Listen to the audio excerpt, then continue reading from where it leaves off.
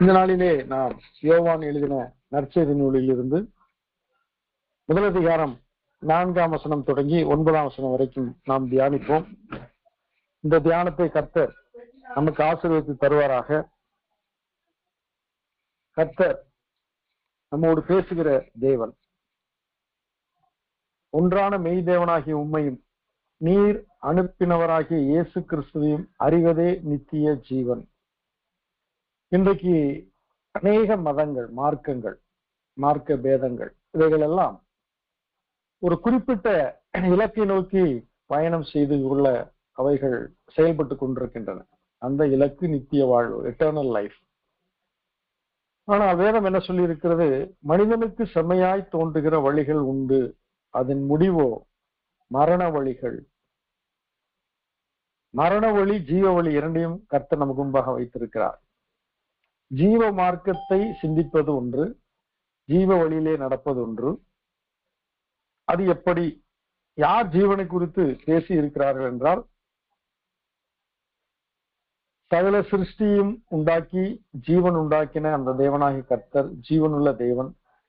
அவர் ஒருவரே ஜீவனை கொடுக்கிறவர், ஜீவனை உண்டாக்குகிறவர், ஜீவாதிபதி என்று அவருக்கு பெயர். அவரை குறித்து நாம் இந்த நாளிலே சிந்திப்போமானால் நமக்கு நித்திய வாழ்வு நமக்கு சுதந்திரமாகும். நான் அவரை பற்றி தியானிக்கும் தியானம் இனிதா இருக்கும் என்று சங்கீதக்காரன் சொல்கிறான். இந்த பூமியிலே காண்கிறவைகள் எல்லாம் அனித்தியமானவைகள், காணப்படாதவர்கள் நித்தியமானவைகள். தேவனை ஒருவரும் ஒரு காலம் கண்டதில்லை. ஆகையினால் அவர் நித்தியமானவர், நிரந்தரமானவர், நிலையானவர்.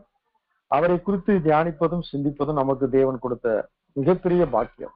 நாமெல்லாம் கண்கள் திறக்கப்பட்டவர்கள். இயேசு கிறிஸ்துவின் ஒளியான அந்த ஜீவ ஒளியை நாம் தரிசிக்கிறோம். அந்த வெளிச்சத்திலே நாம் நடக்கிறோம். ஆகையால் இந்த நாளில் நாம் தியானிக்கிற தலைப்பின் பெயர் ஜீவ ஒளியான தேவன். God the light of life. Light of life. இன்றைக்கு வாழ்க்கை என்பது என்ன என்று புரியாமல் ஜனங்கள் வாழ்ந்து கொண்டிருக்கிறார்கள், நடைபெணமாக இருக்கிறார்கள். கிறிஸ்துவை உடையவன், குமாரனை உடையவன், ஜீவனை உடையவன். குமாரன் இல்லாதவன் ஜீவன் இல்லாதவன். இந்த ரகசியம் எத்தனை பேருக்கு தெரிந்திருக்கிறது தெரியவில்லை. கிறிஸ்துவாலே ஜீவனெல்லாம் உண்டாயிற்று. இயேசு அதைத்தான் சொன்னார், நானோ ஜீவன் உண்டாகவும் அந்த ஜீவன் பரிபூர்ணப்படவும் வந்தேன் என்றார். பாவம் செய்கிற ஆத்மா சாகும். செத்துப்போன அந்த ஆத்மாவை தம்முடைய உயிர்த்தெழுதலின் வல்லமையினாலே கிறிஸ்து இயேசு உயிர்ப்பிக்கிறார். அப்போது ஜீவன் உண்டாகிறது. மரித்து போன லாசருவை வெளியே வா என்று அழைத்த பொழுது, பிரேதமாயிருந்த 4 நாட்கள் பிரேதமாயிருந்த அந்த லாசர் உயிரோடு எழுந்து வந்ததை பார்க்கிறோம். அதைத்தான் இயேசு மார்த்தாள் இடத்துல சொன்னார், மரியாள் இடத்துல சொன்னார், என்னை விசுவாசிக்கிற மரித்தாலும் பிழைப்பான். காரணம், அவர் ஜீவனை கொடுக்கிறவர், அவர் ஜீவாதிபதி, அவர் ஜீவ ஒளியானவர். இன்றைக்கு நாம் வாசிக்க வேண்டிய பகுதியிலே வருவோமானால் யோவான் முதல் அதிகாரம் 4ஆம் வசனம். அவருக்குள் ஜீவன் இருந்தது, அந்த ஜீவன் மனுஷருக்கு ஒளியா இருந்தது. இயேசு கிறிஸ்துவுக்குள் ஜீவன் இருந்தது. உயிரோடே வாழ்கிறவள், சுகபோகமாய் உயிரோடே வாழ்கிறவள் செத்தவள் என்று பைபிளிலே சொல்லப்பட்டிருக்கிறது. சுகபோகமாக வாழ்கிறவள் உயிரோடு இருந்தும் செத்தவள் என்று சொல்லப்பட்டிருக்கிறது. அப்படி என்றால் இந்த பூமியிலே கிறிஸ்து இல்லாத வாழ்க்கை ஜீவன் இல்லாத வாழ்க்கை. கிறிஸ்து இல்லாத வாழ்க்கை அது நம்பிக்கையற்ற ஒரு வாழ்க்கை. கிறிஸ்து இல்லாத வாழ்க்கை அது ஒளியற்ற வாழ்க்கை, இருளான வாழ்க்கை. ஜனங்கள் இன்றைக்கு இடறிக் கொண்டிருக்கிறார்கள். தாங்கள் எதிலே செல்கிறோம் என்று அவளுக்கு தெரியவில்லை. இயேசு அதைத்தான் சொன்னார், என்னிடத்தில் இடரல் அடையாதிருக்கிறவன் எவனோ அவன் பாக்கியவான். இன்றைக்கு கிறிஸ்துவிடத்தில் நாம் இடரல் அடையவில்லை. அவரை பின்பற்றுகிறோம், அவரை அறிய நாம் முயற்சி எடுக்கிறோம். இன்றைக்கு நாம் இந்த பூமியில வாழ்கிற காலங்கள் கொஞ்ச காலங்கள். நாம் நிரந்தரமா நித்தியமா வாழப்போகிற காலங்கள், அதற்கு யுக யுகமாக, அதுக்கு எல்லையே இல்லாமல் வாழப்போகிற காலங்கள். அதற்காக நாம் ஆயத்தப்பட்டு கொண்டிருக்கிற அந்த பூமியில அதற்கு நித்திய வசனங்கள் நமக்கு வழி நடத்துகின்றன. வேத வாக்கியங்களை ஆராய்ந்து பாருங்கள். அவைகளால் உங்களுக்கு நித்திய ஜீவன் உண்டு என்று எண்ணுகிறீர்களே, என்னை குறித்து சாட்சி கொடுக்கிறவையும் அவைகளே என்று சொன்னபடியினால் அந்த வார்த்தையை நாம் தியானிக்கிறோம். இன்றைக்கு ஜீவ ஒளியான தேவன் என்ற தலைப்பிலே நாம் தியானிக்கும் பொழுது 2 காரியங்கள் உண்டு. இங்கு ஒளி இருக்கிறது, அந்த ஒளி ஜீவ ஒளி. இன்றைக்கு உலகத்திலே பலவித ஒளிகள் காணப்படுகின்றன. வானத்திலே நட்சத்திரங்கள் உண்டு. காலங்களையும் நேரங்களையும் சமயங்களையும் பார்ப்பதற்கான ஒரு பெரிய சுடராகிய சூரியனையும் மற்றொரு சுடராகிய சந்திரனையும் மட்டும் ஏக திரளான நட்சத்திரங்களையும் அவர் உண்டாக்கினார். இவைகள் கொடுக்கிற ஒளியா? அந்த ஒளி அவைகள் உயிரற்றவைகள், உயிரற்ற ஜடப்பொருட்கள் கொடுக்கிற ஒளி. ஆனால் அங்கு ஜீவன் இல்லை. ஆனால் கிறிஸ்து இயேசு ஒளியா இருக்கிறார். அவர் ஜீவ ஒளியா இருக்கிறார். அந்த ஒளியிலே ஜீவன் இருக்கிறார். அதுதான் நான் வாசிக்க கேட்டோம். அவருக்குள் ஜீவன் இருந்தது, ஆதியிலே வார்த்தை இருந்தது, அந்த வார்த்தை தேவனிடத்தில் இருந்தது, அந்த வார்த்தை தேவனா இருந்தது. அவர் ஆதியிலே தேவனோடு இருந்தார். சகலமும் அவர் மூலமாய் உண்டாயிற்று, உண்டானதொன்றும் அவராலே அல்லாமல் உண்டாகவில்லை. அவருக்குள் ஜீவன் இருந்தது. அவருக்குள் ஜீவன் இருந்தபடினாலே அவர் மனிதனை நாசியிலே மண்ணை செய்த நாசியிலே அவர் ஜீவ சுவாசத்தை ஊதின பொழுது அவன் ஜீவ ஆத்துமாவானான். ஆனால் ஜீவ ஆத்துமா பாவம் செய்த போது அது மரித்து போன ஆத்துமாவாக மாறி போனது. ஆனால் அதை உயிர்ப்பிக்கும்படியாக கர்த்தர் தன்னுடைய உயிர்த்தெழுதலின் வல்லமையினாலே, நம்முடைய ரத்தத்தினாலே நம்ம எல்லாம் மீட்டிருக்கிறார். அவருக்குள் ஜீவன் இருந்தது. அந்த ஜீவன் மனுஷருக்கு ஒளியா இருந்தது. ஜீவன் என்பது இருளை நீக்குகிறது, பாவத்தை நீக்குகிறது, அந்தகாரத்தை நீக்குகிறது, சாபத்தை நீக்குகிறது, சாத்தானுடைய வல்லமைகளை நீக்குகிறது. வேதம் என்ன சொல்லியிருக்கு? திருடன் திருடவும் கொல்லவும் அழிக்கவும் வருகிறான், நானோ ஜீவன் உண்டாகவும் அந்த ஜீவன் பரிபூர்ணப்படவும் வந்தேன். கர்த்தர் நமக்கு ஜீவனை உண்டாக்கினார். அந்த ஜீவன் பரிபூர்ணமடைவாக நமக்குள்ளாக அவர் செயல்பட்டு கொண்டிருக்கிறார். இதைத்தான் நாம் அடுத்த வசனத்தில் வாசிக்கிறோம். அந்த ஒளி, அந்த ஜீவ ஒளி இருளிலே பிரகாசிக்கிறது, இருளானது அதை பற்றி கொள்ளவில்லை. பாருங்கள், ஒரு மிகப்பெரிய இருளான அந்தகாரம் இருக்கும் பொழுது ஒரு வெளிச்சம் வந்தால் அவ்வளவு காரியங்களும் அந்த வெளிச்சத்தை அதை அணைத்து போடுவதில்லை. அந்த வெளிச்சம் இருளை அகற்றுகிறது. ஆனால் இந்த ஜீவ ஒளியானது இருளிலே பிரகாசிக்கிறது.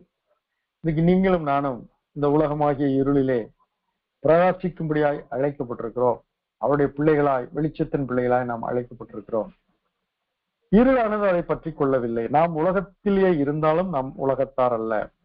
உலகம் நமக்கு ஒரு பொருட்டாய் இருக்கக்கூடாது. எபிரேயர்கள் 11ஆம் அதிகாரத்தில் வாசிக்கிறோம், உலகம் அவர்களுக்கு பொருட்டாய் இருக்கவில்லை என்று சொல்லப்பட்டிருக்கிறது. தாமரையிலே தண்ணீரே இருந்தாலும் அது இரண்டும் ஒட்டாது என்பார்கள். அதுபோல நாம் உலகத்தில் இருந்தாலும் நாம் உலகத்தார் அல்ல. நாம் நித்திய வாழ்வுக்கு என்று அழைக்கப்பட்டவர்கள். காரணம், அந்த ஜீவ ஒளி நம்மை பிரகாசிக்க செய்கிறது. அந்த ஒளியானது ஜீவன் நிறைந்த ஒளியா இருக்கிறபடினால்தான் இயேசு சொன்னார், நானே வழியும் நானே சத்தியமும் நானே ஜீவனுமாய் இருக்கிறேன் என்று கர்த்தர் சொன்னார். 1 யோவான் 1ஆம் அதிகாரம் 5ஆம் வசனம் விதமாய் சொல்லி இருக்கிறது, தேவன் ஒளியாய் இருக்கிறார், அவரில் எவ்வளவேனும் இருள் இல்லை. இது நாங்கள் அவரிடத்தில் கேட்டு உங்களுக்கு அறிவிக்கிற விசேஷமா இருக்கு. அப்போஸ்தலனாகிய யோவான் இயேசு கிறிஸ்துடைய அன்பான சீடன் என்று சொல்லப்பட்டிருக்கிறது. அவர் அதிகமாக இயேசு கிறிஸ்துவை பின்பற்றுகிறவர் மட்டுமல்ல, அவரை அப்சர்வ் பண்ணி கொண்டே இருந்தார். அவரை ஆழமாய் பார்த்து கொண்டிருந்தார். அவர் ஆழமாய் அவருடைய வார்த்தைகளையும் செயல்களையும் அவருடைய வாழ்க்கையையும் அவர் கவனித்துக் கொண்டே இருந்தார். அதைத்தான் அவர் இங்கு சொல்கிறார், நாங்கள் அவரிடத்தில் கேட்டோம். என்ன கேட்டோம்? நான் உலகத்திற்கு ஒளியா இருக்கிறேன் என்று யோவான் 8ஆம் அதிகாரம் 12ஆம் வசனத்தில் இயேசு சொன்னதை அவர் கேட்டபடினால் அவர் எழுதியிருக்கிறார், தேவன் ஒளியாய் இருக்கிறார், அவரில் எவ்வளவு வேணும் இருள் இல்லை. இன்றைக்கு கடவுள் யார் என்று சொன்னால் ஜனங்களுக்கு சொல்ல தெரியவில்லை. கடவுளுடைய குணங்கள் என்ன, அவருடைய சுபாவங்கள் என்ன என்றால் அனைவருக்கு தெரியவில்லை. சர்வத்தையும் உண்டாக்கினவர், ஜீவன் கொடுத்தவர், ஜீவாதிபதி, ஜீவ ஒளியானவர் தான் இறைவன், தேவன், கடவுள், கர்த்தர் என்று நாம் அறிகிறோம். அவரில் எவ்வளவேனும் இருள் இல்லை. ஒரு ஸ்பாட், சின்ன ஒரு மறைவான காரியங்கள் இல்லை. இன்றைக்கு மனிதர்களுக்குள்ளாக வெளியரங்கமாய் வாழ வேண்டிய மனிதர்கள் சில ரகசிய காரியங்களை வைத்திருக்கிறார்கள். அதெல்லாம் இருளுக்குள் இருக்கிறது என்று நாம் பின்னாலே பார்ப்போம். 1 யோவான் 1:5 அப்போஸ்தலனாகிய யோவான் எழுதியிருக்கிறார், this is the message which we have heard from him and declare to you என்று சொல்லி அவர் சொல்கிறார். அந்த ஒளி இருளிலே இருந்தாலும் இருள் அதை பற்றி கொள்ள முடியாது. இன்றைக்கு நாம் உலகத்திலே இருந்தாலும் நாம் உலகத்தார் அல்ல, நாம் தேவனுடையவர்கள், தேவன் நம்முடையவர். படைப்பின் முதல் நாளிலே கர்த்தர் வெளிச்சம் உண்டாக கடவுது என்றார். தேவனுடைய வார்த்தை வெளிச்சத்தை உண்டாக்கியது. முதலாவது படைப்பே வெளிச்சம்தான். There shall be light என்று சொன்ன பொழுது கர்த்தர் வெளிச்சத்தை அவர் உண்டாக்கினார் என்று பார்க்கிறோம். இன்றைக்கு தேவனாகிய கர்த்தர் அவர் எப்படிப்பட்ட வெளிச்சமாய் இருக்கிறார் என்று சொல்லி நான் பார்ப்போம்னால், மல்கியாவின் புஸ்தகம் 4ஆம் அதிகாரம் 2ஆம் வசனத்துல, என் நாமத்துக்கு பயந்திருக்கிற உங்கள் மேல் நீதியின் சூரியன் உதிக்கும், அதன் செட்டைகளின் கீழ் ஆரோக்கியம் இருக்கும், நீங்கள் வெளியே புறப்பட்டு போய் கொழுத்த கன்றுகளைப் போல வளருவீர்கள் என்று சொல்லப்பட்டிருக்கு. இன்னைக்கு மரம், செடி, கொடி, ஜீவராசிகள் எல்லாம் வாழ்வதற்கு சூரியன் அவசியம். சங்கீதம் 19 தெளிவாய் சொல்லியிருக்கிறது, சூரியனுக்கு அவர் ஒரு கூடாரத்தை ஸ்தாபித்தார், அது தன் மணவரிலிருந்து புறப்படுகிற மணவாளனை போல தன் பாதையோட மகிழ்ச்சியா இருக்கிறது. இன்றைக்கு நம்முடைய வாழ்க்கையில நாம் மகிழ்ச்சியா இருக்கிறோமா? எங்கு ஜீவன் உண்டோ அங்கு மகிழ்ச்சி உண்டு. அதனால்தான் சங்கீதம் 133 விதமா சொல்லுகிறது, இதோ சகோதரர் ஒருமித்து வாசமனது எத்தனை நன்மை எத்தனை இன்பமா இருக்குது, அங்கு கர்த்தர் ஜீவனை கட்டளையிடுவார் என்று சொல்லப்பட்டு, ஆசீர்வாதத்தை கட்டளையிடுவார் என்று சொல்லப்பட்டிருக்கிறது. இங்கு நீதியின் சூரியனாகிய கிறிஸ்து நம் மேலே உதித்தபடினாலே பாவ இருள், காரிருள், அறியாமை போன்ற காரியங்கள், இருள்கள் நம்மை விட்டு அகன்று போயின. நம்மேல் அவர் உதித்தார். இயேசு கிறிஸ்துவை குறித்து, இயேசு கிறிஸ்துவின் பிறப்புக்கு முன்பாக எலிசபெத் சகரியா என்ற ஆசாரிய சந்ததியில் வந்த அந்த சகரியா இவ்விதமாய் சொல்கிறார் தீர்க்க தரிசனமாக.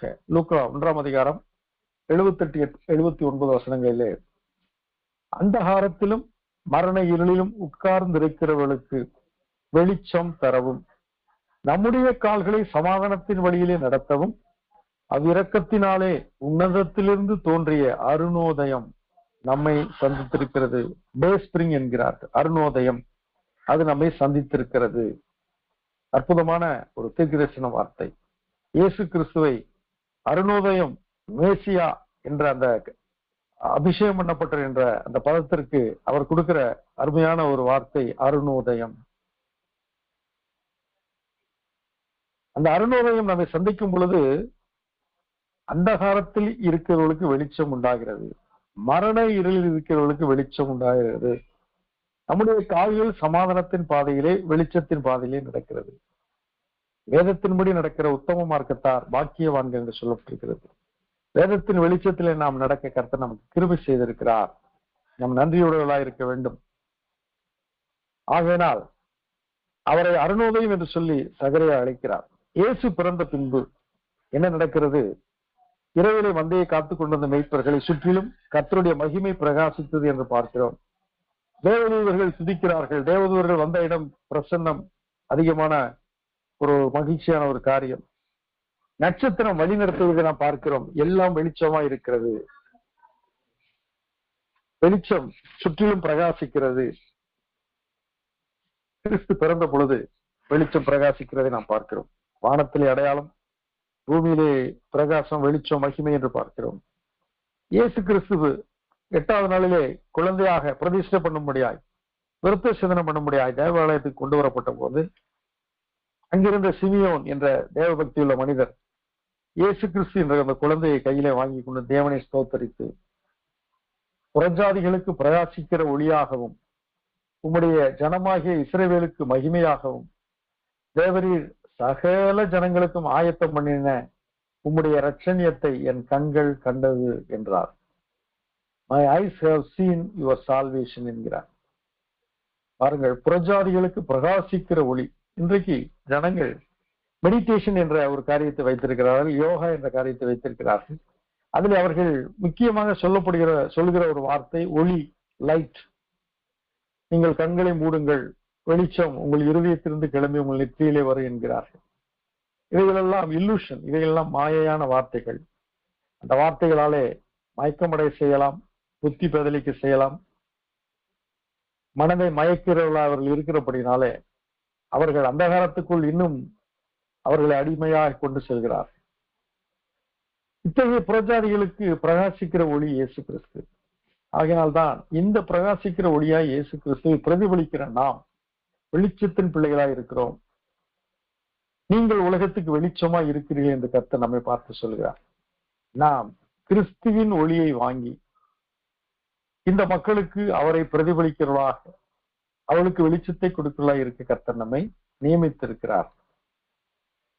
இயேசு ஊழியத்தை கப்பர்நகூமிலே தொடங்கின பொழுது செபுலோன் நப்தலி என்ற தேசங்களிலே ஒரு அருமையான வார்த்தை நிறைவேறுவதாக மத்தேயு எழுதியிருக்கிறார்.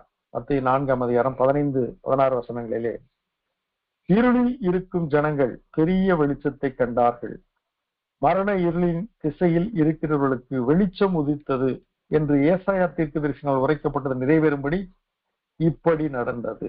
இயேசு கிறிஸ்து ஊழியத்தை தொடங்கினவர் கப்பர்நகூமிலே அவர் தொடங்கினார். கலிலேயாவிலே அந்த வடபகுதியிலே இருக்கிற அந்த ஒரு கப்பர்நகூம் என்ற மீன்கள் அதிகமாக சேகரிக்கிற ஒரு இடம், கப்பல்கள் வந்து செல்கிற இடம். அந்த இடத்திலே அவர்கள் மீனவர்கள் நடுவிலே ஊழியத்தை தொடங்கின பொழுது இந்த வசனம் நிறைவேறுகிறது.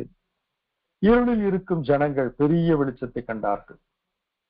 நீதியின் சூரியன் உதிக்கும் என்று சொன்ன அந்த மல்கியாவின் தீர்க்க தரிசனம் 400 வருடங்கள் கழித்து மத்தேயு சொல்கிற வசனத்தின்படி இயேசு கிறிஸ்து வெளிப்பட்ட பொழுது அந்த பெரிய வெளிச்சம் ஜனங்களுக்கு காட்டப்படுகிறது. செபுலோன் நப்தலியிலே இருந்தவர்கள் இந்த பெரிய வெளிச்சத்தை காண்கிறார்கள். மட்டுமல்ல, இயேசு கிறிஸ்து ஊழியத்தை செய்து கொண்டிருந்த பொழுது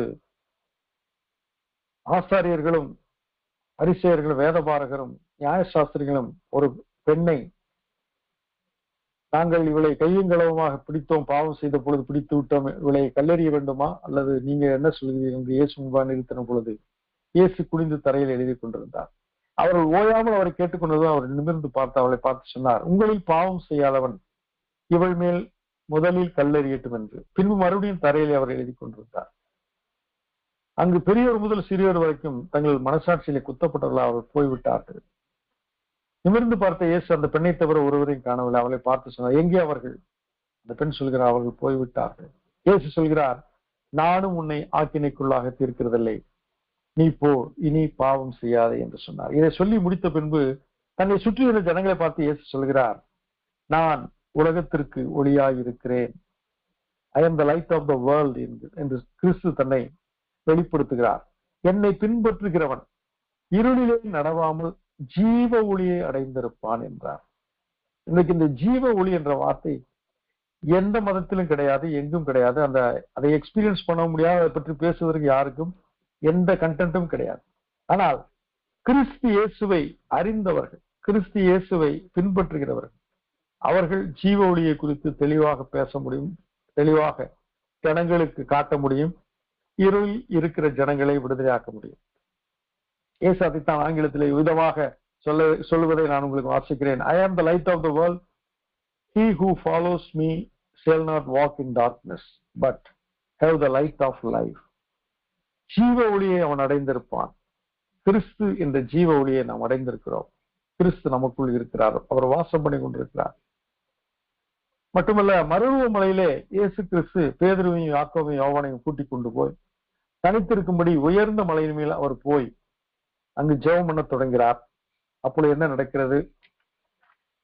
அவர்களுக்கு முன்பாக அவர் மறுரூபமானார். அவர் தன்னை வெளிப்படுத்துகிறார். அவரை குறித்து சீடர்கள் அதிகமாக அறிந்து கொள்ள வேண்டும் என்று அவர் பிரயாசம் எடுத்து அவர் தன்னை வெளிப்படுத்துகிறார். அவருக்கு முன்பாக அவர் மறுரூபமானார். டிரான்ஸ்பிகரேஷன் என்கிறார். அவர் முகம் சூரியனை போல பிரகாசித்தது. அவர் ஏற்கனவே அவர் நீதியின் சூரியன் தான். ஆனால் மாம்சத்தில் வந்த பொழுதும் கூட அவருடைய முகம் சூரியனை போல பிரகாசித்தது. அவருடைய வஸ்திரம் வெளிச்சத்தை போல வெண்மையாயிற்று என்று வாசி. இயேசு கிறிஸ்து சிலுவையில் அறையப்பட்ட போது கூட என்ன நடக்கிறது? முதல் மணி காலை 6 மணி என்று நாம் அறிந்திருக்கிறோம். 3ஆம் மணி என்று சொல்லி பார்த்தால் அது காலை 9 மணி. 9 மணிக்கு இயேசு கிறிஸ்துவை சிலுவையில் அறைகிறார்கள். பாலஸ்தீன தேசம் பூமத்திய ரேகையின் அருகிலே இருக்கிறபடினா அது மிகவும் உஷ்ணமும் வெப்பமும் நிறைந்த ஒரு இடம். அந்த காலை வேளையிலே, சுட்டரிக்கும் காலை வேளையிலே 9 மணிக்கு இயேசு கிறிஸ்துவை சிலுவையில் அறைகிறார்கள். 6ஆம் மணி நேரம் முதல் 9ஆம் மணி நேரம் வரை என்று சொன்னால் மதியம் 12 முதல் மாலை 3 மணி வரை, 6ஆம் மணி நேரம் முதல் 9ஆம் மணி நேரம் வரைக்கும் பூமி எங்கும் அந்தகாரம் உண்டாயிற்று. பாருங்கள், ஜீவாதிபதி, ஜீவ ஒளி, அவர் பாவங்களை சுமந்த பொழுது சில நேரங்கள் மேகங்கள் சூரியனை மறைப்பது போல, சில நேரங்கள் மேகங்கள் சந்திரனை மறைப்பது போல, நட்சத்திரங்களை மறைப்பது போல பாவங்கள், நம்முடைய சாபங்கள் அவரை மறைத்தது. அதன் விளைவாக பூமி எங்கும் அந்தகாரம் உண்டாயிற்று. உயிர்த்தெழுந்த வேளையிலே என்ன நடக்குது என்று பார்ப்போம். கர்த்தருடைய தூதன் வானத்திலிருந்து இறங்கி வந்து கல்லறையின் வாசலில் இருந்த அந்த கல்லை புரட்டி தள்ளி அதன் மேல் உட்கார்ந்தான். அவனுடைய ரூபம் மின்னல் போலவும் அவனுடைய வஸ்திரம் உறைந்த மலையைப் போல வெண்மையுமாகவும் இருந்தது. கர்த்தருடைய தூதன் இவ்வளவு பிரகாசமாய் இருக்கும் பொழுது கர்த்தருடைய தூதர்களை துதிக்கும்படியாக வைத்த தேவன் எவ்வளவு பிரகாசமாய் இருப்பார். எம்மாவூஸ் சீடர்களோடு இயேசு நடந்து போகும் பொழுது அவர் மோசே என்ற தீர்க்கதரிசியிலிருந்து தம்மை குறித்தும் காரியங்களை குறித்தும் அவர் பகிர்ந்து கொள்கிறார். அந்த 2 சீடர்களுக்கும் இயேசு கிறிஸ்து யார் என்று தெரியவில்லை, வழிபோக்கர் என்று நினைத்தார்கள் அவர்கள். லூக்கா 24ஆம் அதிகாரம் 29-35 வசனங்களிலே அவர்களோட அவர் பந்தி இருந்தார். அப்பொழுது அவர் அப்பத்தை எடுத்து ஆசீர்வதித்து அதை பிட்டு அவர்களுக்கு கொடுத்தார். அப்பொழுது அவருடைய கண்கள் திறக்கப்பட்டு அவரை அறிந்தார்கள். உடனே அவர் அவர்களுக்கு மறைந்து போனார். அப்பொழுது அவர்கள் ஒருவரை ஒருவர் நோக்கி, வழியிலே அவர் நம்முடனே பேசி வேத வாக்கியங்களை நமக்கு விளக்கி காட்டின பொழுது நம்முடைய இருதயம் நமக்குள்ளே கொழுந்து விட்டு எரியவில்லையா என்று சொல்லிக் கொண்டார். அவரோடு இருக்கும் பொழுது வெளிச்சம் கொழுந்து விட்டு எரிகிற அனுபவம், பரிசுத்தாவி வரும் பொழுது அக்கினிமயமான நாவுகள் அவர்கள் தலையிலே காணப்பட்டது என்று பார்க்கிறோம். நம்முடைய தேவன் பட்சிக்கிற அக்கினியாய் இருக்கிறார். அவர் வெளிச்சத்தின் தேவர், அவர் ஒளியின் தேவன், அவர் ஜீவ ஒளியானவர். இந்த காரியங்களை மக்களுக்கு நாம் சொல்ல வேண்டும். காரணம், கோயில்களில் அவர்கள் என்ன செய்கிறார்கள்? ஒளியேற்றுகிறார்கள், விளக்கேற்றி வைக்கிறார்கள், அவர்கள் வெளிச்சத்தை உண்டாக்க முயற்சி எடுக்கிறார்கள். கார்த்திகை தீபம் என்று சொல்லி அவர்கள் தீபங்களை கொளுத்துகிறார்கள். எப்படியாவது வெளிச்சம் நமக்குள் வராதா என்று அவர்கள் இயங்குகிறார். சூரியனை அவர்கள் வணங்குகிறார்கள், சந்திரனை வணங்குகிறார்கள், நட்சத்திரங்களை வணங்குகிறார்கள், நட்சத்திரங்களை சொல்லி நாட்களை பார்க்கிறார்கள். எதெல்லாம் ஒளியா இருக்கிறதோ அதெல்லாம் கடவுளாய் இருக்குமோ என்று சொல்லி அவள் இயங்கி வழிபடுகிறார். ஆனால் எல்லாம் அழிந்து போகிறது. வானம் மடமடவென்று அகன்றிருக்கும், வானம் பாயை போல சுருட்டப்படும், நட்சத்திரங்கள் உதிர்ந்து போகும் என்று சொல்லப்பட்டிருக்கு. ஆனால் இவைகளை ஜனங்கள் வணங்குகிறார். ஆனால் எந்ததுக்கு நித்தியமானவர், ஏக சக்கராதிபதியானவர், ஜீவ ஒளியான இயேசு கிறிஸ்துவை அவர்கள் அறியாதிருப்பது அது தகுமா?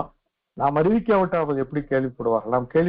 நாம் அவர்களுக்கு அறிவித்தால் தானே அவர்கள் கேள்விப்படுவார்கள், கேள்விப்பட்டால் தானே அவர்கள் விசுவாசிப்பார்கள், விசுவாசித்தால் தானே தொழுது கொள்வார்கள், தொழுது கொண்டால் தானே அவர்கள் ரட்சிக்கப்படுவார்கள். ஆகையினால் நாம் அறிவிக்காமல் இருப்பது எந்த வகையிலே நியாயம்? வேதத்தில் நாம் சொல்ல வாசிக்கிறோம் 5ஆம் வசனத்துல, யோவான் 1:5, அந்த ஒளி இருளிலே பிரகாசிக்கிறது, இருளானதை பற்றி கொள்ளவில்லை. தேவனால் அனுப்பப்பட்ட ஒரு மனுஷன் இருந்தான், அவன் பேர் யோவான். அவன் தன்னால் எல்லாரும் விசுவாசிக்கும்படி அந்த ஒளியை குறித்து சாட்சி கொடுக்க சாட்சியாக வந்தான். நீங்களும் நானும் பரிசுத்தாவி பெறும்போது எனக்கு சாட்சிகளாக கொண்டு கர்த்தர் சொன்னார். இன்னைக்கு நம்முடைய அடையாளம், நாம் பூமிக்கு உப்பா இருக்கிறோம், உலகத்துக்கு வெளிச்சமா இருக்கிறோம், தேவனுக்கு சாட்சியா இருக்கிறோம். இது நம்முடைய அடையாளம். இங்க யோவான் ஸ்நானனை குறித்து வாசிக்கிறோம், தன்னால் எல்லாரும் விசுவாசிக்கும்படி அவன் அந்த ஒளியை குறித்து சாட்சி கொடுக்க சாட்சியாக வந்தான். இன்னைக்கு நீங்களும் நானும் இந்த பூமியில வைக்கப்பட்டிருக்கிற ஒரு காரியம், ஒளியை குறித்து சாட்சி கொடுக்க கர்த்தர் நம்மை நியமித்திருக்கிறார். அவன் அந்த ஒளி அல்ல, அந்த ஒளியை குறித்து சாட்சி கொடுக்க வந்தவனாய் இருந்தான். அப்படியானால் நம்முடைய கடமை என்ன? அதனாலதான் பவுல் சொன்னார், நற்செய்தியை பிரசங்கிப்பது என்மேல் விழுந்த கடமை. ஏனென்றால் பேரொளி என்னை சந்தித்தது. அவர் பேரொளியை குறித்து சாட்சி இருக்கிறார். தமஸ்குக்கு போற வழியில இயேசு கிறிஸ்து சந்தித்த அந்த காட்சியில அவர் எவ்விதமாக வெளிப்படுகிறார்? பேரொளியாக வெளிப்படுகிறார். அந்த பேரொளியினாலே கண்கள் கேட்ராக்ட் வந்து அவரால் பார்க்க முடியவில்லை பவுலால். பின்பு கர்த்தருடைய ஊழியக்கான அனனியா போய் ஜெபம் பண்ணின உடனே கண்கள் மீன் சிலர்கள் நீங்கி அவன் பார்வையடைந்து அவன் சாப்பிட்டு பலப்பட்டு கிறிஸ்துவை தாமதமின்றி பிரசங்கித்தான். இன்றைக்கு ஒளியை கண்ட நீங்களும் நானும் அவை குறித்து அறிவிக்காமல் இருப்பது எந்த வகையில் நியாயம்? அவருடைய ஒளியை பெற்றுக்கொண்ட நாம் பிரகாசிக்க வேண்டும் அல்லவா? உலகத்திலே வந்து எந்த மனுஷனையும் பிரகாசிப்பிக்கிற ஒளியே அந்த மெய்யான ஒளி. அந்த மெய்யான ஒளி, அந்த ஜீவ ஒளி நம்மை பிரகாசிக்க செய்கிறது. நிலக்கரி கார்பன் அது தீட்டப்படும் பொழுது உகந்த கார்பன் அது வைரமாக கணக்கிடப்படுகிறது. ஆனால் அது இருளிலே இருந்தால் அந்த வைரத்துக்கு மதிப்பில்லை. ஆனால் அது வெளிச்சத்துக்கு வரும்போது அந்த வைரம் மின்னுகிறது. இன்றைக்கு நாம் அவிதமாக இருளிலே பிரகாசிக்க கர்த்தர் நம்மை அழைத்திருக்கிறார். பழைய பாட்டில கூட நாம் வாசிக்கிறோம். ஆதியாகமம் 3:24 கர்த்தர் மனுஷனை ஏதேன் தோட்டத்தை விட்டு துரத்தி விட்டு ஜீவ விருட்சத்துக்கு போகும் வழியை காவல் செய்ய ஏதேன் தோட்டத்துக்கு கிழக்கே கேருபீன்களையும் வீசிக்கொண்டிருக்கும் சுடரொளி பட்டயத்தையும் வைத்தார். பிளேமிங் ஸ்வர்ட் என்று சொல்லப்பட்டிருக்கு. சுடர் ஒளி பட்டயம். யாத்திராகமம் 3:2 மோசே ஓரேப் என்ற அந்த சீனாய் மலையின் அடிவாரத்தில் அவன் ஆடுகளை மேய்த்துக் கொண்டிருந்த பொழுது அங்கே கர்த்தருடைய தூதனானவர் ஒரு முச்செடி நடுவிலிருந்து அவர் தரிசனமாகிறார். அந்த முச்செடி நடுவிலே ஒரு அக்கினி உண்டாகிறது. அந்த அக்கினி ஜுவாலையிலே அவர் நின்று அவனுக்கு தரிசனமானார் என்று சொல்லப்பட்டிருக்கு. அவன் இது எப்படி இருக்கு என்று சொல்லி அந்த காட்சியை பார்க்க அருகிலே வந்தபோது கர்த்தர் சொல்கிறார், மோசே மோசே, நீ நிற்கிற இடம் பரிசுத்த பூமி, உன் காலில் இருக்கிற பாதரட்சைகளை கலற்றி போட என்கிறார். என்ன காரியம்? அவர் ஒருவரும் சேரக்கூடாத ஒளியில் வாசம் பண்ணுகிறவர். அந்த ஒளியிலே இருள் எவ்வளவேனும் இல்லை என்று சொல்லப்பட்டிருக்கு. இங்கு எகிப்தியனை கொலை செய்த மோசே, கையில இரத்தக்கரை படிந்த மோசே, அவரை எளிதாக அண்டிக்கொள்ள முயற்சிக்கிறான். அது நடக்காது. ஆண்டவர் சொல்கிறார், நான் உன்னை பரிசுத்தப்படுத்துகிறேன் என்று சொல்லி அங்கு அவனை பரிசுத்தப்படுத்துவதை பார்க்கிறோம். மட்டுமல்ல, இஸ்ரேல் மக்களை எகிப்திலிருந்து மோசே நடத்தி கொண்டு வரும்போது சீனாய் மலை உயரத்திலே வந்து நிற்க சொல்கிறார். அங்கு 10 கட்டளைகளை அவனுக்கு கொடுக்கிறார். 10 கட்டளைகளை கொடுத்து, நியமங்களை கொடுத்து, நியாயப்பிரமாணங்களை கொடுத்து, இஸ்ரேல் மக்களை நீ விதமாக இந்த சட்டத்திட்டங்களுக்கு உட்பட்டு நடத்த வேண்டும். காரணம், இவர்கள் பார்வோனை தவிர, அடிமைத்தனத்தை தவிர, அவநம்பிக்கையை தவிர வேறு எதையும் அறியாதவர்கள். இவர்களை இந்த சட்டத்திட்டங்கள் வழியாக கர்த்தருக்கு பயப்படுகிற பயத்தை நீ போதி என்று சொல்லி அவனுக்கு அறிவித்து 10 கற்பனைகளை கொடுத்து அனுப்பின பொழுது மகிழ்ச்சி நிறைந்த கர்த்தரை அவரை காண வேண்டும் என்று மோசே ஆசைப்பட்டான். அப்பொழுது கர்த்தர் சொன்னார், நீ என்னை கண்டால் உயிரோடு இருக்க முடியாது. நான் கண்மலையின் வெடிப்பிலே உன்னை மூடுவேன். என் பின்புறத்தை நீ காண்பாய். இவ்வளவுதான். அவருடைய நிழலை, அவருடைய சாயலை பார்த்த மோசேயுடைய முகம் சூரியனை போல பிரகாசம். அவன் தலையில முக்காடை போட்டுக் கொண்டான். ஜனங்கள் அவனை பார்க்க முடியவில்லை. ஆயினும் அவன் தலையிலே முக்காடை போட்டுக் கொண்டான் என்று சொல்லப்பட்டது. மோசேயின் முகம் பிரகாசித்திருப்பதை இஸ்ரவேல் புத்திரர் கண்டார்கள். யோவான் ஸ்நானகன் எரிந்து பிரகாசிக்கிற விளக்காய் இருந்தான். அவனுடைய வெளிச்சத்திலே கலிகூற நாமும் மனதாயிருந்தோம். இன்றைக்கு நம்முடைய வாழ்க்கை பிரகாசிக்கிற வாழ்க்கையாய், பிரசன்ன தேவ பிரசன்னத்தை வெளிப்படுத்துகிற வாழ்க்கையாய், ஒளி நிறைந்த வாழ்க்கையா இருக்க கர்த்தர் நம்மை அழைக்கிறார். தேவ சமூகத்திலே காத்திருக்கிறவர்கள் அவரை நோக்கி பார்த்தவன் முகங்கள் பிரகாசம் அடைந்தது, அவள் வெட்கப்பட்டு போவது என்று சொல்லப்பட்டிருக்கிறது. அதனால்தான் ஆரோன் புத்திரரை பார்த்து கர்த்தர் சொன்னார், உங்களுடைய முகத்தின் ஒளியை எங்கள் மேல் பிரகாசிக்க பண்ணி உங்களுடைய பிரசன்னத்தினை எங்களை நிரப்பும் என்று சொல்லி ஜெபிக்கும்படி சொல்கிறார். ஏசாயா ஒரு தரிசனத்தை காண்கிறார். ஏசாயாவின் புஸ்தகம் 6:1 உசியா ராஜா மரணம் அடைந்த வருஷத்தில் ஆண்டவர் உயரமும் உன்னதமான சிங்காசனத்தில் வீற்றிருக்க கண்டேன். அவருடைய வஸ்திர தொங்கலால் தேவாலயம் நிறைந்திருந்தது. தேவதூதர்கள் 6 ரெக்கைகள் உடையவர்கள். 2 ரெக்கைகளால் முகத்தை மூடிக்கொண்டார்கள், 2 ரெக்கைகளால் கால்களை மூடிக்கொண்டார்கள். காரணம், அந்த ஒளியான தேவனுடைய சமூகத்திலே அவர்கள் தாழ்மையாக தங்களை மறைத்துக் கொள்வர்களாய் இருந்தார்கள். 1 Timothy 6:16 இதமாய் சொல்லி இருக்கிறது, ஒருவராய் சாவாமை உள்ளவரும் சேரக்கூடாத ஒளியில் வாசம் பண்ணுகிறவருமானவர் என்று அவரை குறித்து சொல்கிறது. டுவெல்லிங் இன் அன்அப்ரோச்சபிள் லைட்.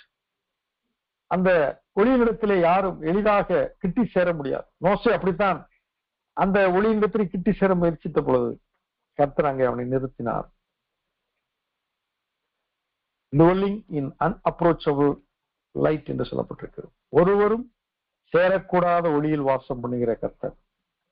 யாக்கோபு 1:17 அவர் ஜோதிகளின் பிதா, ஃபாதர் ஆஃப் லைட்ஸ் என்று சொல்லப்பட்டிருக்கிறது. ஜோதிகள் என்றால் பல எல்லா வெளிச்சங்களும் சேர்ந்தாலும் அவர்களுக்கெல்லாம் அவர் பிதாவாய் இருக்கிறார்.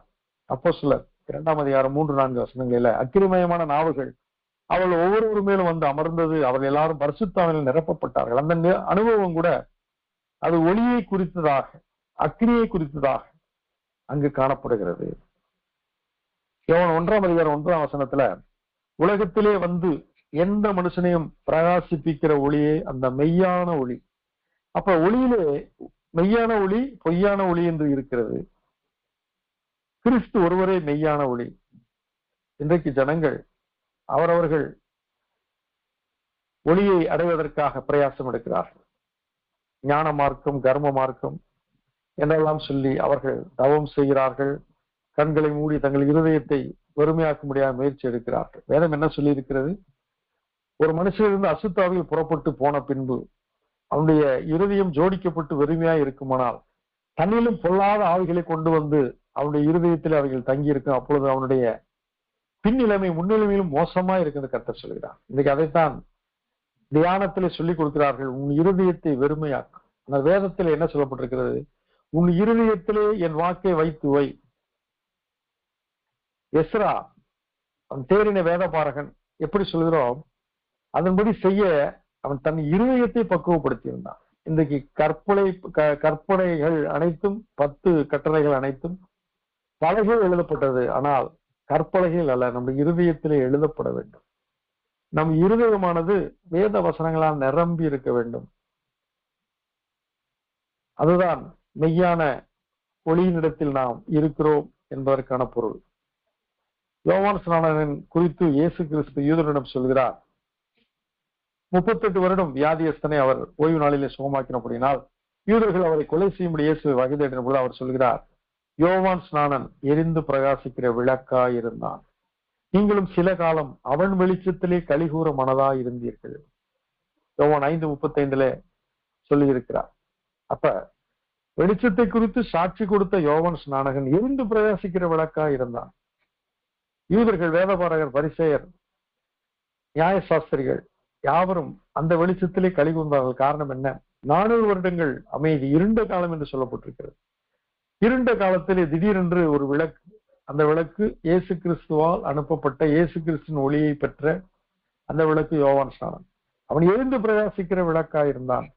நீங்களும் சில காலம் அவன் வெளிச்சத்திலே கலிகூற மனதாய் இருந்தீர்கள் என்று சொல்லப்பட்டிருக்கிறது. ஆண்டவர் நம்மை பார்த்து சொல்கிறார், நீங்கள் உலகத்துக்கு வெளிச்சமாய் இருக்கிறீர்கள். இயேசு கிறிஸ்து திரளான ஜனங்களை கண்டபோது மலையின் மேல் ஏறி அங்கு உட்கார்ந்தார். சீஷர்கள் அவரிடத்தில் வந்தார்கள். அப்பொழுது அவர் தம்முடைய வாயத்திலிருந்து அவளுக்கு உபதேசித்ததாவது என்று சொல்லி மலைப்பிரசங்கத்திலே நாம் பார்க்கிறோம். அதுல ஒரு முக்கியமான வசனம் இதுதான், நீங்கள் உலகத்துக்கு வெளிச்சமாய் இருக்கிறீர்கள், நீங்கள் பூமிக்கு உப்பாய் இருக்கிறீர்கள்.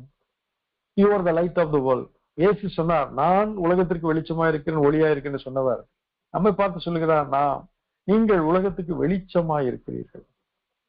கிறிஸ்து ஒளியாய் இருக்கிறார். நாம் கண்ணாடி போன்றவர்கள். அந்த ஒளியை வாங்கி உலகத்துக்கு நாம் பிரதிபலிக்கிறவர்களாய் இருக்கிறோம். அதைத்தான் இங்கு நாம் புரிந்து கொள்ள வேண்டும். நாம் உலகத்துக்கு வெளிச்சமாய் இருக்கிறோம். ஏனென்றால் இங்கு யோவானிலே 1 சொல்லப்பட்டிருக்கிறது, அவன் அந்த ஒளி அல்ல. அந்த ஒளியை குறித்து சாட்சி கொடுக்க வந்தவனாய் இருந்தான். இன்னைக்கு நாம் உலகத்துக்கு வெளிச்சமாய் இருக்கிறோம் என்றால் பொருள் என்ன? நாம் கிறிஸ்துவை பிரதிபலிக்கிற ஒளி, நாம் கிறிஸ்துவின் பிள்ளைகள், ஒளியின் பிள்ளைகள். அந்த மகிமை நமக்கு கொடுக்கப்பட்டிருக்கிறது. நாம் அந்த ஒளி அல்ல. அந்த ஒளியை குறித்து சாட்சி கொடுக்கவும், அந்த ஒளியை குறித்து பிரதிபலிக்கவும், அந்த ஒளியை குறித்து பிரசங்கிக்கவும் நம்மை கர்த்தர் வைத்திருக்கிறார். அதனால இயேசு சொன்னார், மத்தேயு 5:15-16 விளக்கை கொளுத்தி மரக்காலால் மூடி வைக்காமல் விளக்கு தண்டின் மேல் வைப்பார்கள். அப்பொழுது அது வீட்டில் உள்ள யாவருக்கும் வெளிச்சம் கொடுக்கும். இவ்விதமாய் மனுஷர் உங்கள் நற்கிரியைகளை கண்டு பரலோகத்தில் இருக்கிற உங்கள் பிதாவை மகிமைப்படுத்த முடியும். உங்கள் வெளிச்சம் அவர்கள் முன்பாக பிரகாசிக்க கடவது. உங்களுடைய வெளிச்சம் பிரகாசிக்க வேண்டும். மங்கி எரிகிற திரியை அணையாதவர். நெறிந்த நாணலை முறியாதவர். நம்முடைய விளக்கு வங்கி எரிந்து கொண்டிருந்தால் அதை ஊதி அணைத்து போடுகிறவர் அல்ல. அதை அவர் பரிசுத்தாவினால், எண்ணெய் போன்ற பரிசுத்தாவினால் நிரப்பி நாம் எரிந்து பிரகாசிக்க கர்த்தர் நம்ம இந்த நாளிலே அழைக்கிறார். நமக்கு ஒரு பொறுப்பு இருக்கிறது, நமக்கு ஒரு கடமை இருக்கிறது. நாம் கர்த்தருக்காக ஏதாவது செய்ய வேண்டும் என்றால் நாம் அவருடைய ஒளியை குறித்து சாட்சி கொடுக்க வேண்டும். அந்த ஒளியை நாம் உள்வாங்கி பிரதிபலிக்க வேண்டும். இதுதான் கர்த்தர் நம்மிடத்தில் இந்த நாளிலே எதிர்பார்க்கிற காரியம். முன்பு நாம் எப்படி இருந்தோம்? எபேசியர் 5:8 முற்காலத்தில் நீங்கள் அந்தகாரமாய் இருந்தீர்கள். எவ்வளவு கடினமான வார்த்தையா இருக்கு, கேட்கறதுக்கு வருத்தமா இருக்கு. முன்பு நீங்கள் அந்தகாரமாய் இருந்தீர்கள். For you were once darkness. நீங்கள் அந்தகாரத்தில் இருந்தீர்கள் என்று சொல்லாதபடிக்கு நீங்கள் அந்தகாரமாகவே இருந்தீர்கள். அவ்வளவு கடினமான வார்த்தை. அதுதான் நம்முடைய கடந்த காலம். கிறிஸ்துவுக்கு முன், கிறிஸ்துவுக்கு பின் நம்முடைய வாழ்க்கை விதமா இருக்கு. கிறிஸ்துவுக்கு முன் அந்தகாரமாய் இருந்தோம். கொலோசியர் 1:12 ஒளியில் உள்ள பரிசுத்தவான்களுடைய சுதந்திரத்தில் பங்கடைவதற்கு நம்மை தகுதியுள்ளவனாக்கிறவரும் இருளின் அதிகாரத்தினின்று நம்மை விடுதலையாக்கி தமது அன்பின் குமாரனுடைய ஒளியின் ராஜ்யத்துக்கு உட்படுத்தினருமாய் இருக்கிற பிதாவை ஸ்தோத்தரிக்கிறோம். பாருங்கள், எவ்வளவு அற்புதமான வார்த்தை. ஒளியில் உள்ள பரிசுத்தவான்களுடைய சுதந்திரத்தில் பங்கடைவதற்கு நம்மை தகுதியுள்ளவராக்கினார். நம்முடைய தகுதி தேவனாலே உண்டாயிருக்கிறது. நம்மை நாமே தகுதிப்படுத்திக் கொள்ள நம்மாலே முடியாது. நம்மை நீதிமானாக்க நம்மாலே முடியாது. நம்மை பரிசுத்தமாக்கிக் கொள்ள நம்மாலே முடியாது. நம்மை பரிசுத்தமாக்குகிறது அவர். அவர் சொல்கிறார், நான் பரிசுத்தர், நான் உங்களை பரிசுத்தமாக்குகிற கர்த்தர். அவர் நம்மை நீதிமான்களாக டிக்ளேர் பண்ணுகிறார். நாம் அவரை விசுவாசிக்கும் பொழுது நாம் நீதிமான்கள் என்று அவரால் பிரகடனம் பண்ணப்படுத்தப்படுகிறோம். நீதியின் சால்வை, இரட்சிப்பின் வஸ்திரத்தை நமக்கு போர்த்தி நீதியின் சால்வை நமக்கு அணிவித்து நம்மை அவர் வெளிச்சத்தின் பிள்ளைகள் என்று அவர் நம்மை பிரகடனப்படுத்தி மகிழ்கிறார். 1 பேதுரு 2:9 நீங்களோ உங்களை அந்தகாரத்தினின்று தம்முடைய ஆச்சரியமான ஒளியினிடத்திற்கு வரவழைத்தருடைய புண்ணியங்களை அறிவிக்கும்படிக்கு தெரிந்து கொள்ளப்பட்ட சந்ததியாயும் ராஜரீகமான ஆசாரிய கூட்டமாயும் பரிசுத்த ஜாதியாயும் அவருக்கு சொந்தமான ஜனமாயும் இருக்கிறீர்கள். நம்மை எதிலிருந்து ஆண்டவர் அழைத்தார் என்றால் அந்தகாரத்தினின்று, அந்தகாரமாய் இருந்தோம், அந்த அந்தகாரத்தினின்று நம்மை ஆச்சரியமான ஒளியினிடத்திற்கு அழைத்தார். மார்வல்லஸ் லைட். அந்த ஒளியானது பேரொளி என்று, ஆச்சரியமான ஒளி என்று நாம் பார்க்கிறோம். அப்படி நம்மை வரவழைத்தருடைய புண்ணியங்களை அறிவிக்கவே நாம் தெரிந்து கொள்ளப்பட்டோம். நாம் அழைக்கப்பட்டோம், தெரிந்து கொள்ளப்பட்டோம். நம்மை அழைத்தது எங்கிருந்து? நாம் எப்போது கர்த்தர் நம்மை அழைத்தார்? நாம் நல்லவர்களா இருந்த போதல்ல, நாம் வெளிச்சமா இருந்த போதல்ல, நாம் அந்தகாரமா இருந்த போது கர்த்தர் அழைத்தார். எங்கே அழைத்தார்? தம்முடைய ஆச்சரியமான ஒளியினிடத்திற்கு அழைத்தார். அப்படி வரவழைத்தருடைய புண்ணியங்களை நாம் அறிவிக்கும்படி தெரிந்து கொள்ளப்பட்ட சந்ததி. நாம் அனாதை என்று சொல்லவே கூடாது. நான் திக்கற்றேன் என்று சொல்லவே கூடாது. காரணம், நாம் தெரிந்து கொள்ளப்பட்ட சந்ததி. மட்டுமல்ல, ராஜரீகமான ஆசாரிய கூட்டம். சாமுவேல் அவன் தாவீதை அபிஷேகம் பண்ணினான். அன்றைக்கு ஆரோன் அவன் பினகாசை அபிஷேகம் பண்ணினான். இந்த அபிஷேகம் என்பது தைலம் ஊற்றி அபிஷேகம் பண்ணுவான், நியமிப்பார்கள். மேசியா என்றால் அபிஷேகம் பண்ணப்பட்டவர் என்று பொருள். கிறிஸ்து என்றால் அபிஷேகம் பண்ணப்பட்டவர் என்று பொருள். இயேசு என்றால் இரட்சகர் என்று பொருள். இயேசு கிறிஸ்து என்றால் ரட்சிக்கும்படி அபிஷேகம் பண்ணப்பட்டவர், காப்பாற்றும்படி அபிஷேகம் பண்ணப்பட்டவர் என்று பொருள். அவ்விதமான அற்புதமான மிகப்பெரிய ராஜரீக ஆசாரிய கூட்டமாக கர்த்தரை தெரிந்து கொண்டிருக்கிறார். மட்டுமல்ல, பரிசுத்த ஜாதி. நாம் அசுத்தத்திற்கு அழைக்கப்படவில்லை, பரிசுத்தத்துக்கென்றே அழைக்கப்பட்டிருக்கிறோம். நாம் இருளிலான காரியங்களை செய்வதற்காக அல்ல, வெளிச்சத்தின் பிள்ளையை நடந்து கொள்ள கர்த்தரை அழைத்திருக்கிறார். மட்டுமல்ல, அவருக்கு சொந்தமான ஜனமாக நாம் இருக்கிறோம். சரி, இந்த ஜீவ ஒளியும் நாமும் என்ற தலைப்பிலே நாம் சிந்திப்போமானால், எபேசியர் 5:8 பவுல் எழுதியிருக்கிறார், முற்காலத்தில் நீங்கள் அந்தகாரமாய் இருந்தீர்கள், இப்பொழுதோ கர்த்தருக்குள் வெளிச்சமாய் இருக்கிறீர்கள். வெளிச்சத்தின் பிள்ளைகளாய் நடந்து கொள்ளுங்கள். For you were once darkness, but now you are light in the Lord. Walk as children of light என்று சொல்லப்பட்டிருக்கிறது. நம்முடைய அழைப்பு என்ன? நாம் பரிசுத்தமா இருக்க அழைக்கப்பட்டிருக்கிறோம், நீதிமான்களா இருக்க அழைக்கப்பட்டிருக்கிறோம், வெளிச்சத்தின் பிள்ளைகளாய் நடந்து கொள்ளும்படி அழைக்கப்பட்டிருக்கிறோம். ஏன் ஜனங்கள் கர்த்தரிடத்தில் வருவதில்லை என்றால், வேற விதமாய் சொல்லியிருக்கிறது. யோவான் 3:19 ஒளியானது உலகத்திலே வந்திருந்தும் மனுஷருடைய கிரியைகள் பொல்லாதவர்களாய் இருக்கிறபடியினால் அவர்கள் ஒளியை பார்க்கிலும் இருளை விரும்புகிறதே அந்த ஆக்கினை தீர்ப்புக்கு காரணமாய் இருக்கிறது. நிறைய பேர் சொல்லுவாங்க, ஏன் கடவுள் நல்லவராய் இருக்கிறவர் நரகத்திலே மனிதர்களை தள்ளுகிறார் என்று. அவர்கள் ஒளியை விரும்பாமல் இருளை விரும்புகிறார்கள். நரகம் என்பது எப்படிப்பட்ட இடம்? அங்கு கந்தகமும் அக்கினியும் இருக்கிற இடம். அது இருளான ஒரு இடம். கந்தகம் அக்கினியும் இருந்தாலும் அங்கு பிரகாசமான வெளிச்சம் இல்லை. ஆனா பரலோகம் அப்படி இல்லை. அங்கு கர்த்தரே நமக்கு வெளிச்சமா இருக்கிறார். அங்கு சூரியன் இல்லை, அங்கு சந்திரன் இல்லை, எதுவும் இல்லை. கர்த்தரே நமக்கு வெளிச்சமா இருப்பார். அது பரலோகம். ஆனால் வேதம் எங்க என்ன சொல்லுகிறது? ஒளியானது உலகத்திலே வந்திருந்தும், இயேசு கிறிஸ்து இரட்சகராய் இந்த உலகத்திலே வந்திருந்தும் மனுஷருடைய கிரியைகள் பொல்லாதவர்களா இருக்கிறபடியால் அவர்கள் ஒளியை பார்க்கிலும் இருளை விரும்புகிறதே அந்த ஆக்கினைத்திற்கு காரணமா இருக்கு. இன்றைக்கு நாம் அநேக வேளையிலே யோசிக்கிற ஒரு காரியம், ஏன் என்னை முகாந்திரம் இல்லாமல் பகைக்கிறார்கள்? நான் ஏன் பகைக்கப்படுகிறேன்? நான் ஏன் ஒதுக்கப்படுகிறேன்? என்னை ஏன் தள்ளி விடுகிறார்கள்? நான் ஏன் சிறுமைப்படுத்தப்படுகிறேன்? எனக்கு வேண்டியவைகள், எனக்கு கனம் மகிமை எதுவுமே வராமல் போகிறதே காரணம் என்ன என்றால், நாம் இந்த உலகத்தார் அல்ல, நாம் இருளுக்குரியவர்களும் அல்ல. நீங்கள் உலகத்தாரா இருந்தால் உலகம் தன்னுடையதை சிநேகித்திருக்கும். நீங்கள் உலகத்தாரா இராதபடியினால் உலகம் உங்களை பகைக்கிறது. நாம் வெளிச்சத்தின் பிள்ளைகளா இருக்கிறபடியினால் இருளுக்கும் ஒளிக்கும் ஐக்கியம் ஏது என்று சொல்லப்பட்டிருக்கு. இருளுக்கும் ஒளிக்கும் ஐக்கியம் இல்லை. ஆதலால் அவர்கள் ஒளியை பார்க்கிலும் இருளை விரும்புகிறார்கள். அநீதி செய்கிறவன் அநீதி உள்ளவனிடத்தில் பிரியமா இருக்கிறான். துன்மார்க்கன் மேல் பிரியமா இருக்கிறான். குடித்து வெறிக்கிறவன் குடித்து வெறிக்கிறவனோடு ஐக்கியமா இருக்க விரும்புகிறான். ஆனால் பரிசுத்தவன்களாய் அழைக்கப்பட்டிருக்கிற நாம், ஒளியின் பிள்ளைகளாய் அழைக்கப்பட்டிருக்கிற நாம் சகோதர சிநேகத்தினை நிலைத்திருக்க வேண்டும், ஐக்கியத்தினை நிலைத்திருக்க வேண்டும். ஒருவர் பாரத்தை ஒருவர் தாங்கி கிறிஸ்துவின் பிரமாணமாய் அன்பை நிறைவேற்ற வேண்டும். ஒருவர் பேரில் ஒருவருக்கு குறை உண்டானால் கிறிஸ்து நமக்கு மன்னித்தது நாம் ஒருவருக்கு ஒருவர் மன்னிக்க வேண்டும். இவ்விதமாக கிறிஸ்துவை நாம் வெளிப்படுத்த வேண்டும். யோவான் 3:20 விதமா சொல்லுகிறது, பொல்லாங்கு செய்கிற எவனும் ஒளியை பகைக்கிறான், தன் கிரியைகள் கண்டிக்கப்படாதபடிக்கு ஒளியினிடத்தில் வராதிருக்கிறான். இன்றைக்கு சபைக்கு நாம் அழைக்கிறோம், ஆனால் ஜனங்கள் வருவதில்லை. வேத வாசிப்பதற்கு அநேகருக்கு பயமா இருக்குது, அச்சமா இருக்குது, பிடிக்காமல் இருக்கு. காரணம் என்ன? வேத வெளிச்சத்திலே நம்முடைய பாவங்கள் உணர்த்தப்படும் போது நாம் அவரிடத்திலே மன்னிப்பு கேட்போம். தன் பிள்ளைகளை உணர்கிறவன் யார் என்று வேதம் சொல்லி இருக்கிறது.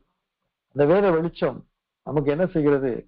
அது கணுக்களையும் ஊனையும் யோசனைகளையும் வகையறுக்கிறதாயும் உருவ குத்துகிறதாயும் அது இருக்கிறபடினாலே அந்த வேத வசனத்தை அதை கண்டிக்கிறது, தண்டிக்கிறது, அது நம்மை மன்னிக்கிறது, அது பரிசுத்தமாக்குறது என்பதெல்லாம் அந்த ப்ராசஸ் வழியா போவதற்கு நிறைய பேருக்கு விருப்பம் இல்லை. அதனால்தான் அநேகர் பரிசுத்த வேதாகமத்தை வாசிப்பதற்கு விருப்பம் இல்லை. பொல்லாங்கு செய்கிற எவனும் ஒளியை பகைக்கிறான், தன் கிரியைகள் கண்டிக்கப்படாதபடிக்கு ஒளியினிடத்தில் வராதிருக்கிறான். பிரசங்கம் பண்ணும்போது சில பேர் எழுந்து போவாங்க. காரணம், அந்த பிரசங்கம் அவர்களை குத்தும். வேற என்ன சொல்லி இருக்கிறது? பேதுரு பிரசங்கம் பண்ணின பொழுது அவள் தங்கள் இருதயத்திலே குத்தப்பட்டவர்களாய் அவர்களை எதிர்த்து பேசவில்லை. என்ன சொன்னார்கள்? ரட்சிக்கப்படுவதற்கு நாங்கள் என்ன செய்ய வேண்டும் என்று கேட்டார். அதே வேளையிலே ஸ்தேவான் பேசின பொழுது அவர்கள் குத்தப்பட்டவர்களாய் பற்களை கடித்துக் கொண்டு காதுகளை அடைத்துக் கொண்டு அவன் மேல் பாய்ந்து அவனை புறம்பே பட்டணத்துக்கு புறம்பே தள்ளி கல்லெறிந்து கொலை செய்தார். பாருங்கள், 2 சம்பவம். ஒரு இடத்துல குத்தப்பட்டவர்கள், இருதயத்திலே குத்தப்பட்டவர்கள் நாங்கள் ரட்சிக்கப்படுவதற்கு என்ன செய்ய வேண்டும் என்று கேட்டார். சிறைச்சாலையிலே பவுலும் சைலஸும் அவர்கள் ஜெபித்து துதித்து பாடின பொழுது கட்டுகள் கலண்டன, கதவுகள் திறந்தன, ஒருவரும் ஓடி போகவில்லை. காரணம், தேவ சமூகத்தில் அவர்கள் எல்லாம் அகமகிழ்ந்திருந்தார்கள். அவருக்கு அந்த அனுபவம் புதிதா இருந்தது, புதுமையா இருந்தது, அது பிடித்திருந்தது. தேவ சமூகம் அப்படிப்பட்ட ஒரு சமூகம். ஆனால் பொல்லாங்கு செய்கிறவன் ஒளியினிடத்தில் வராதிருக்கிறான். அவன் பயப்படுகிறான், அவன் அஞ்சுகிறான், அவனுக்கு அருவருப்பாய் அரோசிப்பாய் தெரிகிறது.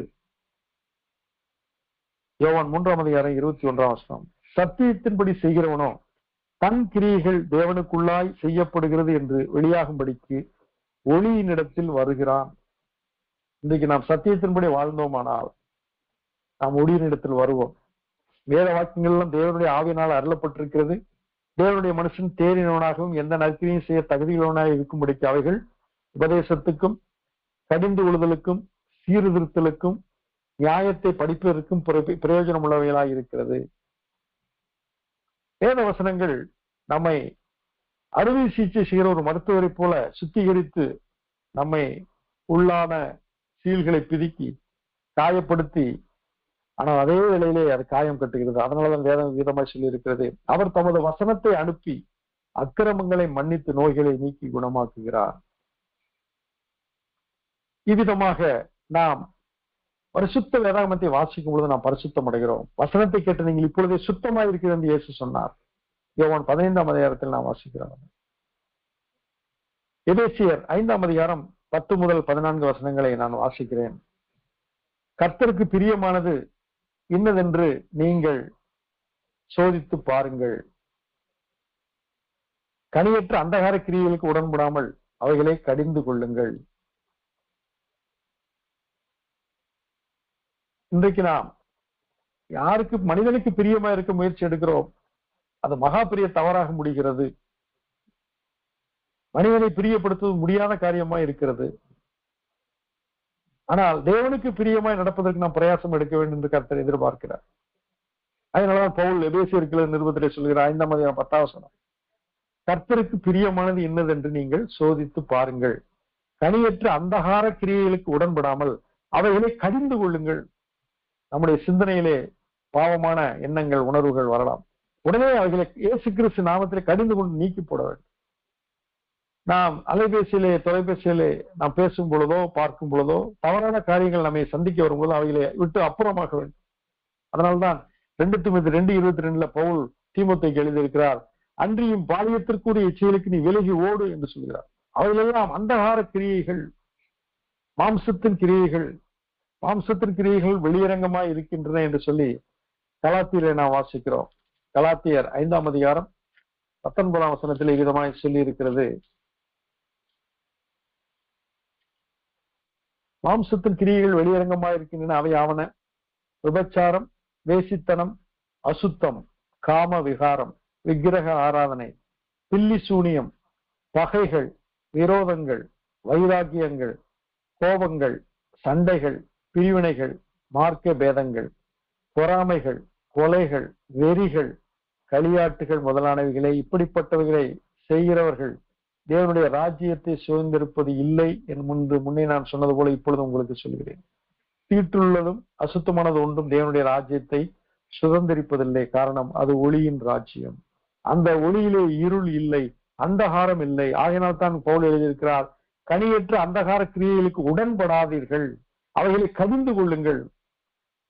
and have no fellowship with the unfruitful works of darkness but rather expose them என்று சொல்லப்பட்டிருக்கு. அவர்களால் ஒளிப்படத்தில் செய்யப்படும் கிரியைகளை சொல்லுகிறதும் அவலட்சணமாய் இருக்கிறதே.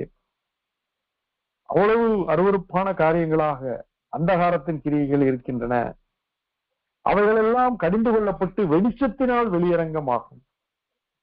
வேதம் அதைத்தான் சொல்லி இருக்கிறது, மனிதன் செய்கிற ஒவ்வொரு கிரியிலும் நியாய தீர்ப்பிலே கொண்டு வந்து நிறுத்தப்படும், அப்போது எல்லாம் வெளியரங்கமாக என்று சொல்லப்பட்டிருக்கிறது. பாவங்களை மறைக்கிறவன் வாழ்வடைய மாட்டான், அவைகளை அறிக்கை செய்து விட்டு விடுகிறவன் இரக்கம் பெறுவான் என்றபடி கடிந்து கொள்ளப்பட்டு வெளிச்சத்தினால் வெளியரங்கம் ஆவதற்கு முன்பாக நம்மை வெளிச்சமாக்கி கொள்ளும்படியாய் நாம் கர்த்தரிடத்தில் வெளியரங்கமாகும் பொழுது, சகோதரர்களிடத்தில் தவறு செய்தால் அவரிடத்திலே அறிக்கை செய்து மன்னிப்பு கேட்கும் பொழுது நாம் இன்னும் புதுப்பிக்கப்படுகிறோம், நாம் மன்னிக்கப்படுகிறோம். எவனுடைய மீறுதல் மன்னிக்கப்பட்டதோ அவன் பாக்கியவான், எவனுடைய மீறுதலை கர்த்தர் எண்ணாதிருக்கிறாரோ அவன் பாக்கியவான். அவையெல்லாம் கடிந்து கொள்ளப்பட்டு வெளிச்சத்தினால் வெளியரங்கமாகும். வெளியரங்கமாக்குகிறது எல்லாம் வெளிச்சமா இருக்கிறது. மறைவானவைகள் அந்தகாரம் என்று சொல்லப்படுகிறது, வெளிப்படுத்தப்பட்டவைகள் வெளியரங்கமா இருக்கிறது, வெளிச்சமா இருக்கிறது. நாம் கர்த்தருக்கென்று நம்மை முழுமையா அர்ப்பணிக்கும் பொழுது எக்ஸ்போஸ் ஆகிறோம், நம்மை வெளிப்படுத்துகிறோம், எக்ஸ்பிரஸ் பண்றோம். கர்த்தர் நம்மை வெளிச்சமாக மாற்றுகிறார். காரணம், வெளியரங்கமாக்குறதெல்லாம் வெளிச்சமா இருக்கிறது. But all things that are exposed are made manifest by the light, for whatever makes manifest is light. ஆதலால் தூங்குகிற நீ விழித்து மரித்தோரை விட்டு எழுந்திரு, அப்பொழுது கிறிஸ்து உன்னை பிரகாசிப்பிப்பார் என்று சொல்லி இருக்கிறார். மரித்தோர் ஒருபுறம் இருக்கிறார்கள், ஆனால் நாம் மரித்தவர்கள் அல்ல. அவர்களுக்குள்ளாய் நாம் கிடந்தால் நாம் உயிரோடு இருக்கிறோமா, மரித்திருக்கிறோமா, தூங்கி கொண்டிருக்கிறோமா என்ற கேள்வி வரும். இங்கே பவுல் எழுதியிருக்கிறார், தூங்குகிற நீ விழித்து மரித்தோரை விட்டு எழுந்திரு. மரித்தோருக்குள்ளே நீ ஏன் கிடக்கிறாய்? நீ தூங்கி கொண்டிருக்கலாமா, சும்மா இருக்கலாமா, செயல்படாமல் இருக்கலாமா?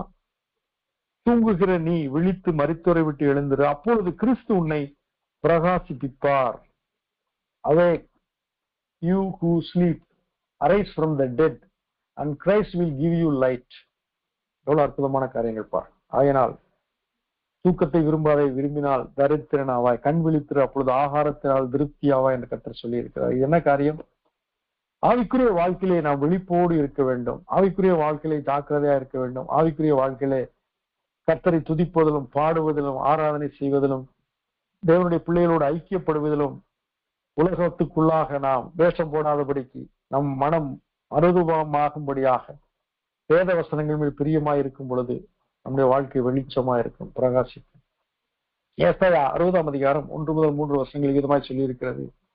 எழும்பி பிரகாசி, உன் ஒளி வந்தது, கர்த்தருடைய மகிமை உன்மேல் உதித்தது. அரைஸ் அண்ட் சைன் என்று சொல்லப்பட்டிருக்கு. இந்த வார்த்தையை விவேகானந்தர் தன்னுடைய காரியமாக அவர் எடுத்துக்கொண்டார். Arise and shine. இன்றைக்கு கிறிஸ்தவத்துக்கு எதிரான இந்துத்துவ அமைப்புகள் இந்த அரைஸ் அண்ட் சைன் என்ற வார்த்தையை பயன்படுத்திக் கொண்டிருக்கிறார். இவைகள் வேதாகமத்தில் நமக்கு கொடுக்கப்பட்டவைகளை அவர்கள் எடுத்து பயன்படுத்திக் கொண்டிருக்கிறார். கர்த்தர் சொல்கிறார், நீ எழும்பி பிரகாசி, தூங்குகிற நீ மரித்தோரை விட்டு எழுந்திரு என்று சொல்கிறார். உன் ஒளி வந்தது, கர்த்தருடைய மகிமை உன்மேல் உதித்தது. இதோ இருள் பூமியையும் காரிருள் ஜனங்களையும் மூடும். அந்த காலத்திலே நாம் வந்திருக்கிறோம். கடைசி நாட்கள் எவ்விதமா இருக்கும் என்று சொல்லி 2 தீமோத்தேயு 3ஆம் அதிகாரத்திலே பவுல் தெளிவாய் எழுதியிருக்கிறார். கடைசி நாட்களில் கொடிய காலங்கள் வரும் என்று அறிவாயாக. எப்படி எனில் மனுஷர்கள் கற்பிரியராயும் பணப்பிரியராயும் வீம்புக்காரராயும் அகந்தையுள்ளவர்களாயும் தூஷிக்கிறவர்களாயும் தாய் தகப்பன்மாருக்கு கீழ்ப்படியாதவர்களாயும் நன்றி அறியாதவர்களாயும் பரிசுத்தம் இல்லாதவர்களாயும் சுபாவ அன்பு இல்லாதவர்களாயும் இணங்காதவர்களாயும் அவதூறு செய்கிறவர்களாயும் இச்சை அடக்கம் இல்லாதவர்களாயும் கொடுமையுள்ளவர்களாயும் நல்லோரை பகைக்கிறவர்களாயும் துரோகிகளாயும் துணிகரம் உள்ளவர்களாயும் இருமாப்புள்ளவர்களாயும் தேவ பிரியராய் இராமல் சுகபோக பிரியராயும் தேவ பக்தியின் வேஷத்தை தரித்து அதன் பலனை மறுதளிக்கிறவர்களாய் இருப்பார்கள். இப்படிப்பட்டவரை நீ விட்டு விலகு என்று பவுல் தீமோத்தேயுக்கு அறிவுரை சொல்கிறார். இதோ இருள் பூமியையும் காரிருள் ஜனங்களையும் மூடும். அப்பொழுது ஜனங்கள் இப்படித்தான் இருப்பார்கள், சுபாவ அன்பு இருக்காது. ஆனாலும் உண்மை கர்த்தர் உதிப்பார்.